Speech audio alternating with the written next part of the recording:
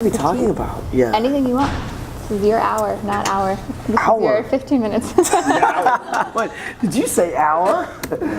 Do I know enough to fill an hour? I don't know. I heard you were a talker. My sources say. Sources say. I said great storytelling. Right. No, he said in a good way. In a good way. Oh, that in a he good- said He that said, this "You will won't be shut the fuck up." good interview because That's what it is. It's great. It's great to have something because he just keeps talking, and people are like, "All right, they just buy the book so they can go." Like, I just need to check out anything.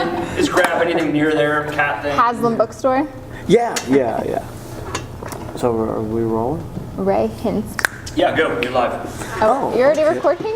Yeah, see, he's smart. He starts What's rolling. up, guys? I'm Haley J here at Nova 535. I'm with Ray Hinst. You are the owner of Haslam Bookstore. That's so, right.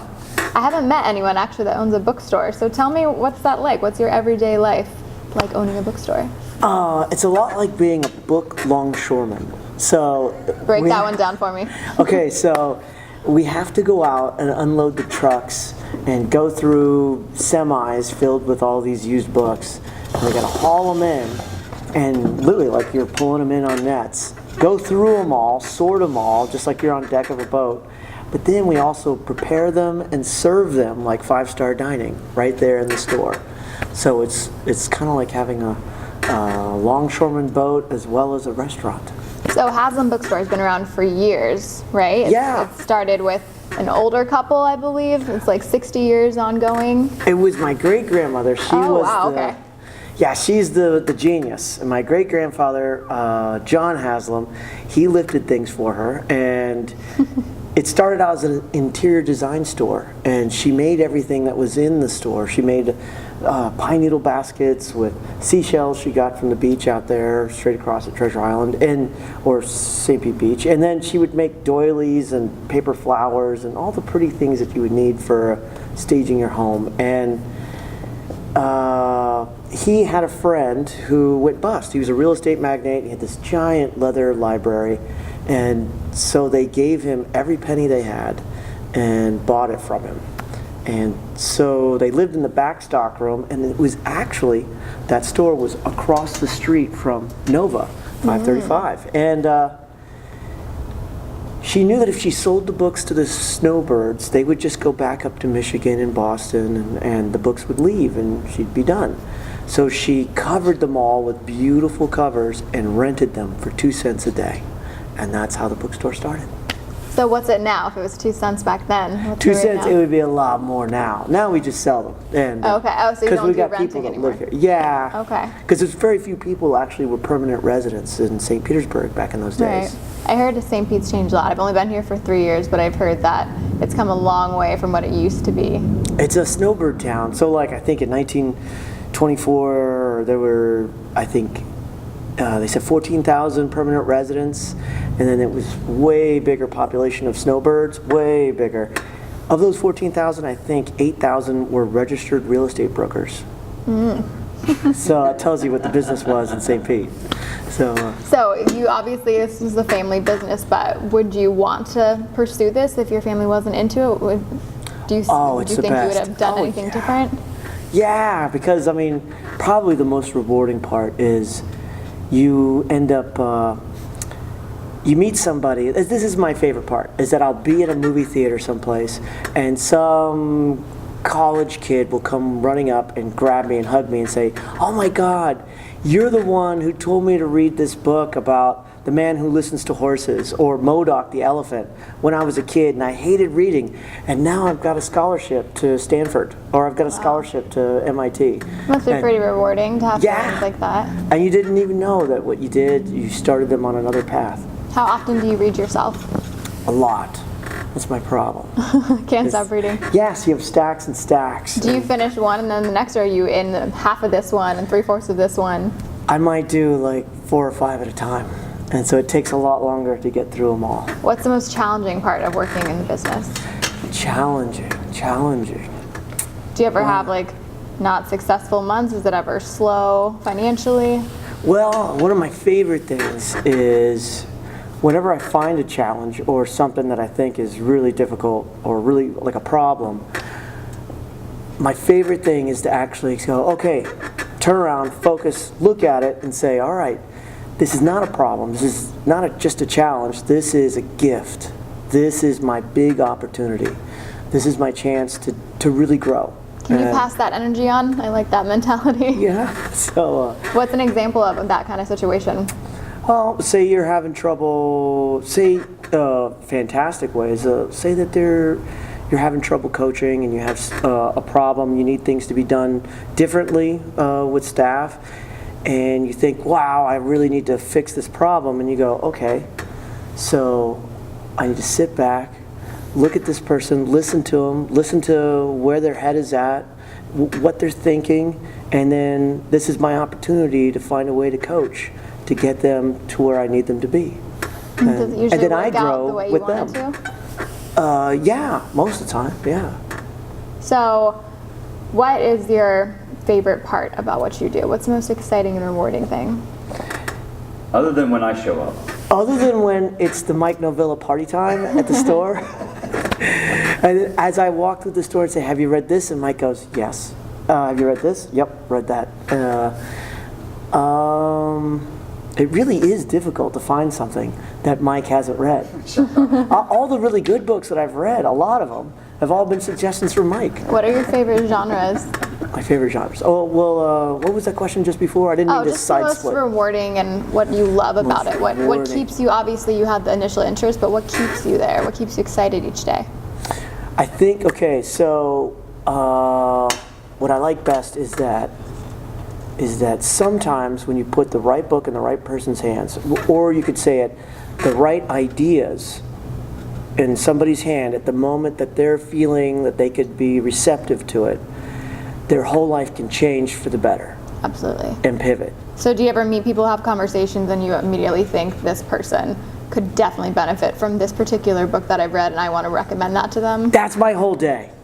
Okay, so That's you're kind of my like whole reading day is people that. and thinking how you can help them based on the books in your library. Yeah, what happens is that the most important thing is that when they come in and start talking to you, you have to actively listen. You have to, because that moves mountains, and it could move mountains in them. And so you ask them, all right, so what are we looking for? Then you ask them about themselves as you go to find whatever it is, and then you figure out what they really need or what is just right for this moment. That's different in itself, because I feel like most people are just like, oh yeah, look around, help yourself. But the fact that you're saying, what do you want? What are you interested in? That, taking initiative is going to stand out to someone too. So what's been a really fun story of someone that you spotted, you targeted them, and got them that perfect book? Have they come back to you and said, wow, this really did change my life? Or any follow-up experiences that really stood out to you? Yeah, okay, for example, Stan, the Magic Man. So one day, he's a big fan of Tim Dorsey, who wrote Florida Roadkill and the bizarre Florida fiction. And he's an older gentleman, and he was standing in the mystery aisle, and he was looking for more books like that. And he said, as we were talking, he says, I just got custody of my granddaughters. He has 3 granddaughters, and I'm going to be raising them, but I just came back from the doctor, and he told me that I had stage 4 bladder cancer or something like that, and I had 2 months to live. And he says, I don't know what I'm going to do. So I was looking for Tim Dorsey books, but then I found out that his real thing, so I was like, well, it's pretty heavy to lay let's on go you. look through, so let's go look through the health books, man. Let's just see what's going on over there about this subject. And so we did. Did you save his life? Well, he likes to say that he says, the doctor told me, well, when you go to the grocery store and you're going to buy mayonnaise, there's going to be a big jar and a little jar of mayonnaise. Get the little jar. And so cut to 7 years later, Stan, after finding the right books, and actually it was his wife, his loving wife, who read everything on the subject, and he was no longer allowed to eat anything that she didn't put in his hand or drink anything that she didn't put in his hand. And he's still living, and it's been, I think right now, it's been at least 10 years. Wow. And he got to meet Tim Dorsey, and he got to his favorite author. And that's amazing. That's yeah. really cool. So what's the future of the library? Where do you want it to be? I would like it to be a centerpiece of the community, a place where people feel like they're at home, you know, or that they're a part of. Everybody knows them and knows their name and is looking forward to seeing them. And that makes our time rewarding as well. Absolutely, I can imagine. I mean, seeing it first in person and seeing how it's affecting these people's lives, I would say that's the ultimate reward. Do you ever have like kids tours and things like that, little kids coming in? We do field trips. So we have, for field trips, we do them from all ages. So all the way from kindergarten to senior citizens from Westminster Palms or Westminster Shores too. And we have like book presses where everybody gets to crank down on the presses and try it out. We have Sumerian tablets that are 4,000 years old, and everyone gets to look at them and the cuneiform. And we have we do the history of books and how they developed and what they look like in other cultures. So there's Chinese bamboo. What do they call that? Bamboo slip book, which is like little. They look like Venetian blinds, and an Indian palm leaf manuscript, which looks like Venetian blinds too. They're little blades of grass that have dried out, or fronds, palm fronds, and they've been written on in like a mixture of charcoal, and it's like a homemade ink. And then there's also the palm leaf manuscript. Roman Codex. So it's like clay or wax inside of a. It's where books come from. It was like a. How big is the whole building? Can I break down what am I going to see when I walk in? What's the structure like, and what went into the design of the building? Well, the building used to be a furniture store, and then it became a plumbing supply store, and then my grandfather bought it and turned it into the bookstore. So actually, and we kept expanding, so we kept buying the building next to us, and then the next building, and we would knock holes in the wall.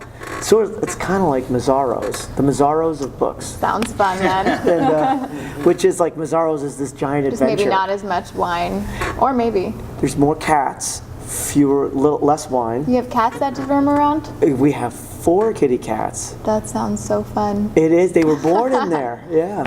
So they have the history with you guys. That's really funny. Yeah, their mom was a stray named Honeybun that ended up coming into the store. The smartest thing she could have ever done was to have kittens, or show up pregnant. She showed up pregnant, and then we tore the back of the store up and made it a cat palace. And then Cat palace.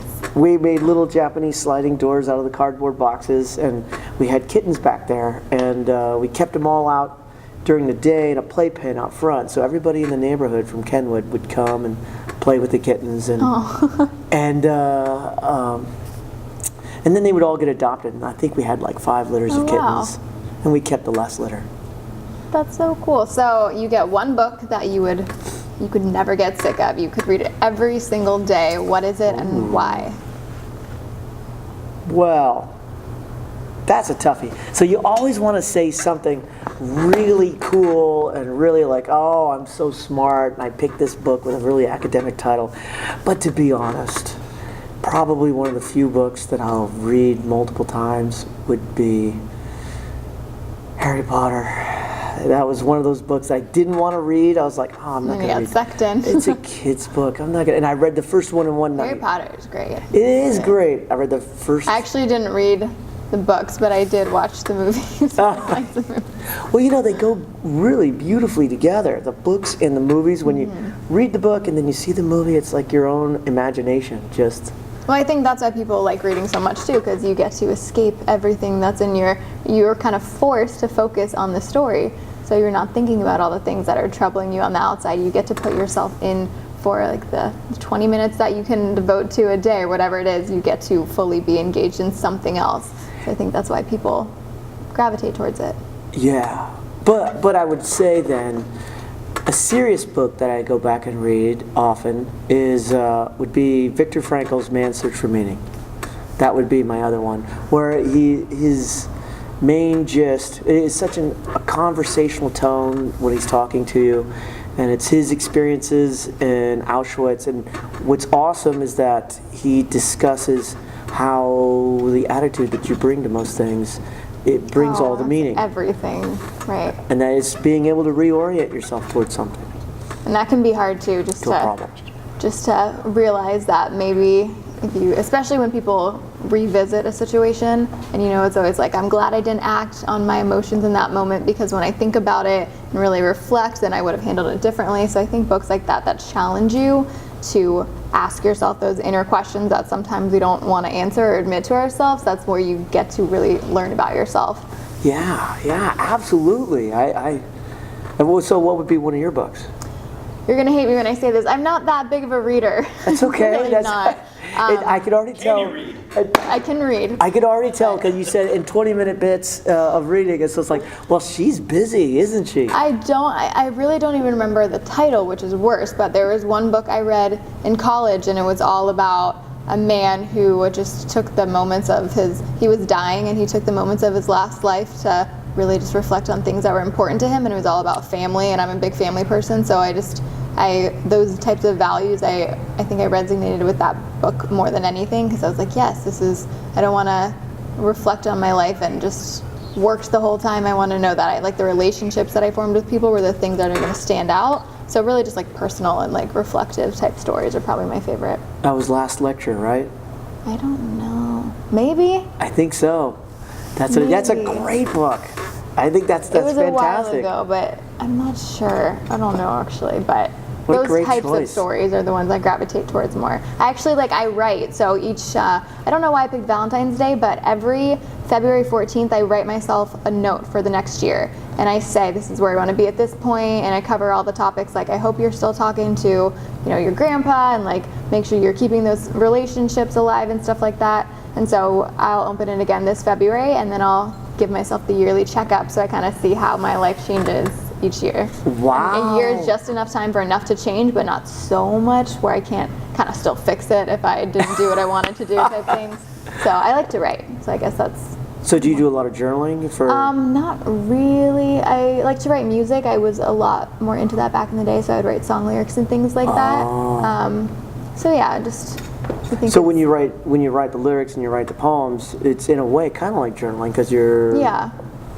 But what's journaling those interesting is I typically don't write when I'm happy. It's more of a sad thing, but it's very interesting to be in a mindset, revisit that, and then realize like, wow, I don't even know if I connect with that person and those thoughts anymore, because you just see how you change. And it's a cool reflective thing to see how you can feel so dark and then it's possible to get out of that. And it's like the proof is literally in your own words that you can get out of a situation, and it's just all mental and how you approach things. I was just going to ask you that. That was exactly. It's like, do you ever go back and look at something and say, "Oh, what was I thinking?" Absolutely. That's brilliant. So but that's how you grow. That's how you learn about yourself, because it's from your own words. You can't get more real and connective than that. I can say the same thing. In fact, I probably, looking back at my high school yearbook, I probably do the same thing when I see Mike. Oh, pictures are the same way. Oh my God.